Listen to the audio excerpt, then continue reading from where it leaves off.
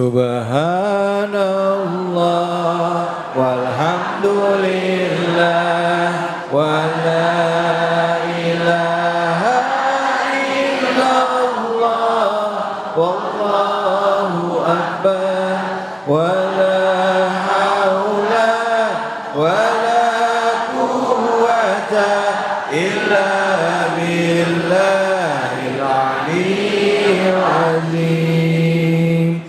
Subhanallah walhamdulillah wa la ilaha illallah wallahu akbar wa la haula wa la quwwata illa billahil aliyyil azim. Sallu ala Nabi Muhammad.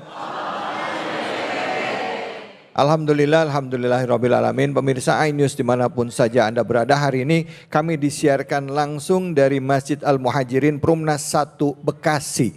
Dan buat Anda yang baru bergabung, tema kami adalah mengenai harta ya. Harta yang Allah titipkan kepada kita ini, apakah ini amanah atau malah ini jadi sumber fitnah? Tadi kami sudah mengulas membahasnya, yaitu dari surah Al-Isra ayat ke-26 dan 27.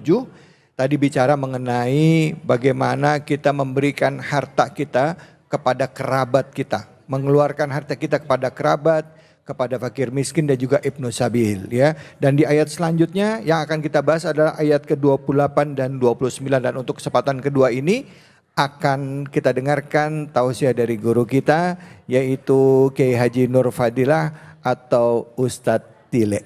Pada Ustadz Tile kabar, silakan. Fadol Kiai.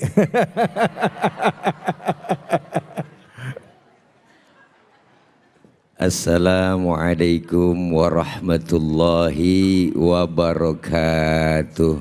Waalaikumsalam warahmatullahi wabarakatuh. Bismillahi walhamdulillah. Alhamdulillahilladzi an'ama alaina bini'matil imani wal islam. Wassalatu wassalamu ala khairil anam wa ala alihi wa sahbihi bararatil kiram, amma ba'du. Yang mulia guru kita Habibanal Mahbub Habib Muhammad Syahab dan host kita Habib David Khalik, luar biasa, doain biar panjang umur, amin, sehat afiat, amin, insyaallah ilmu beliau manfaat buat kita semua, amin. Segenap jamaah Masjid Jami Al-Muhajirin Perumnas 1 Kayu Ringin Bekasi, dan segenap pemirsa Cahaya Hati iNews yang insyaallah dimuliakan oleh Allah Subhanahu wa ta'ala. Melanjuti tema kita kali ini, hartamu amanah atau fitnah. Dari ayat yang ke-26, 27 dan sekarang masuk ayat 28, 29 surah Al-Isra. Bahwa setiap kita Allah berikan kelebihan baik berupa harta maupun ilmu. Jadi hartamu bisa menjadi amanah atau fitnah. Habibana telah menjelaskan bahwa setiap harta yang kita punya ada hak orang-orang yang memerlukan bantuan uluran tangan kita. Ya Bu. Di sini kita diajarkan supaya jangan pelit, jangan medit, koret, buntut gasiran. Jadi hartamu itu ada sebagian milik orang lain. Sebagian milik ada hak anak yatim, fakir miskin. Maka diajarkan kita supaya hidup berbagi agar harta kita jangan menjadi fitnah. Sebab orang mencari harta, duit banyak, harta banyak, ibu. Pertanyaan kubur nanti dua. Hartamu kau dapat dari mana dan kau belanjakan kemana? Depan belakang kita ditanya, bang. Ya kan? Maka ada orang miskin, ada orang kaya. Ini bentuk daripada kebesaran dan keadilan Allah. Nggak mungkin disebut kaya kalau nggak ada yang miskin. Ya Bu? Maka ketika kita lagi ada butuhnya, perlu dengan orang yang memerlukan, perlu dengan mereka yang berkelebihan harta, bagaimana caranya? Di sini dijelaskan, jangan pernah kita menolak dengan cara yang kasar ketika ada orang butuh dengan kita, tapi mereka ini nggak percaya kalau kita punya duit. Kan ada aja ngomong temen, ya Allah dia mah enak mulu. Kata yang naik sedan enak bener, tukang beca tidur di bawah pun anteng banget, nggak ada yang dia pikirin. Kata yang tukang beca lain lagi, enak banget naik sedan, adem, ada AC-nya, nggak kehujanan, nggak kepanasan. Padahal yang naik sedan puyengan lagi Bu, kenapa? Dikejar-kejar KPK. Kenapa? Ada sesuatu empati buat kita untuk memberikan sesuatu. Surah Al-Isra ayat 28 menyatakan ketika kita ada diperlukan orang lain, bagaimana caranya? Orang nyangka kita kan, ya Allah ada aja. Kan kadang lain di masyarakat, minta ya minta, minjem ya minta. Ya Bu, keseringan minta malu ngomongnya, gue minjem dah sama lo. Tuh, padahal saya minjem, minta juga enggak ganti. Maka diajarkan kita berbagi. Artinya apa? Harta yang kita punya, kita miliki, ini semua haknya ada anak-anak yatim, fakir, miskin. Maka wahai kau orang-orang kaya, Rasulullah Shallallahu Alaihi Wasallam, beliau itu kemuliaan akhlaknya dirawi kita baca. Wa yuhibbul fuqara awal masakin wa yajlisu ma'hum wa ya'udu mardahum. Beliau Rasul itu orangnya demen sama fakir miskin, duduk bareng sama orang miskin, nengokin orang miskin yang sakit. Nabi sama orang susah sayang. Makanya Nabi sampai berdoa Bu, Allahumma ja'alni miskinan wasyurni fi zumratil masakin.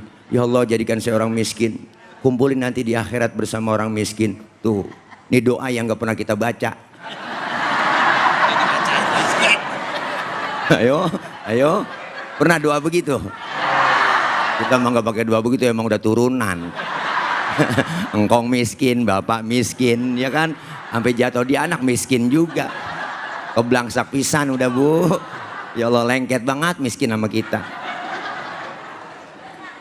Nabi cinta artinya mau berbagi dengan mereka, orang yang membutuhkan. Bahkan Rasulullah Bu nyuruh kita, idza da'athul miskina ajaba. Kalau diundang sama orang miskin, buru-buru datang. Kita kadang-kadang masih terbalik. Giliran orang kaya yang undang terburu-buru. Banyak kan begitu di kampung masih. Ada orang kaya mati, itu ustadz mimpin tahlil nggak kelar-kelar sampai 1000 aja baca la ilaha illallah, la ilaha illallah, la ilaha. Orang makannya enak-enak. Giliran yang miskin mati, tahlilan 30 biji kelar udah. Lah kelar udah. Dia pikir beseknya kuntet. Paling dalamnya telur ayam negeri sama bihun begitu. Iya.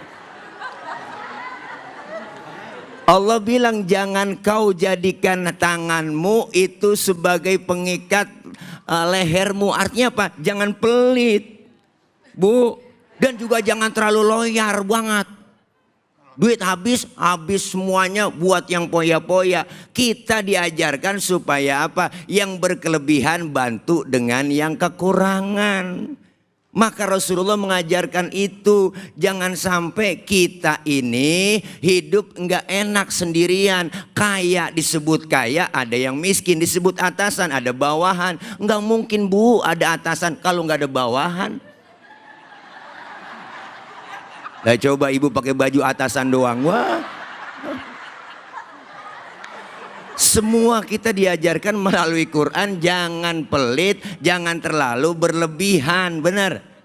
Lah, iya, bantu mereka. Makanya kalau ada orang kaya, duitnya banyak, hartanya banyak, pelit sama yatim, pelit sama orang miskin, ntar juga duitnya habis dimakan sama dokter. Iyalah, dia berobat kena gula, liver, jantung, stroke, ya kan. Mati enggak, hidup enggak, nangkrak aja di atas bale. Ya Allah, makan disuapin ya Bu. Digotong, pakai kursi roda, didorong, dijemur, 7:30 sampai 9 masukin lagi, ya kan. Pas jemur anaknya lupa ngangkat, yo. Anaknya main game aja. 11:30 baru ingat, ya Allah bapak belum keangkat. Bapaknya ulan kering. Nah, Masya Allah kita hidup pengen berbagi. Karena udah dikasih kode, saya suruh turun. Makasih. Masya Allah. Bapaknya dijemur, ingetnya jam 12 siang. Naruh jam 9 udah garing itu Bapak. Silakan. Yang mau bertanya angkat tangannya silakan. Silakan. Masya Allah, silakan Bapak, boleh. Ini Bapak nggak dijemur kan? Silakan Bapak, namanya dan pertanyaan. Maaf Pak. Assalamualaikum warahmatullahi wabarakatuh. Izin Ustadz, nama saya Mizan dari Masjid Al-Muhajirin Permata 1 Bekasi. Luar biasa, subhanallah, tausiah Ustadz kita hari ini sungguh menambah wawasan dan pencerahan bagi kita semua yang hadir di majelis ini. Berangkat dari tausiah Ustadz tadi, saya ingin menyampaikan pertanyaan. Kadang-kadang kita ini sudah berbuat baik kepada seorang yang membutuhkan, termasuk di dalamnya adalah memberikan pinjaman kepada yang membutuhkan. Namun pada saat jatuh tempo, tidak jarang justru yang minjam itu lebih galak dari kita kalau kita tagih. Demikian Ustaz, syukron. Assalamualaikum warahmatullahi wabarakatuh. Maaf Bapak, kayaknya pengalaman pribadi nih ya Pak ya. Soalnya ngomongnya sampai penuh penghayatan. Giliran nagih galakan dia dari gua. Makasih banyak Bapak. Assalamualaikum. Silakan ya. Jadi pertanyaannya, Bapak mau nagih. Udah jatuh tempo. Terus agak susah gitu Pak. Galakan yang ditagih. Galakan yang ditagih. Nah, iya. Itu bagaimana sikap kita gitu. Iya. Ya. Jadi Bapak ini karena sering minjemin sama teman, sama saudara, apalagi sama sahabat ya. Kadang-kadang memang begitu dalam hidup dan kehidupan. Teman kita, Bu, ada yang temen yang bisa nyenengin kita. Jangankan dia berbuat baik, dia datang kumpul sama kita aja bawaannya seneng aja.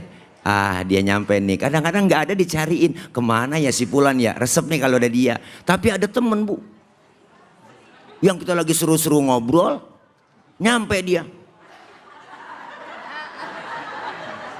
Nyampe Bu. Apa kata dia? Nyampe lagi dia, rese dah nih. Habis dah. Nah. Dan kadang-kadang yang dipinjemin gak tahu diri, ya kan? Kita seringnya begitu Bu, sama saya sering ngerasain banyak yang pada minjem tat, iya kita kasih. Cuman kadang-kadang kita lagi susah, mau nagih, susah banget. Sampai marah-marah, Bu, Allah Bu, kesel banget. Sikap kita apa? Ikhlasin aja udah Pak. Nah iya bener. Ya kalau gede mah kita tagih terus, kalau duitnya gede.